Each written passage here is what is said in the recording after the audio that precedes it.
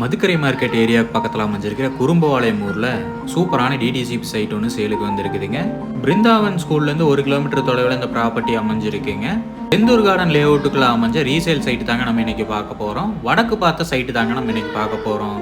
லே அவுட்டுக்குள்ளே 30 அடி தார் ரோடு கொடுத்துருக்காங்க. Main road, drainage facility, EB ஃபெசிலிட்டின்னு எல்லாமே உள்ள அவைலபிள் இருக்குதுங்க.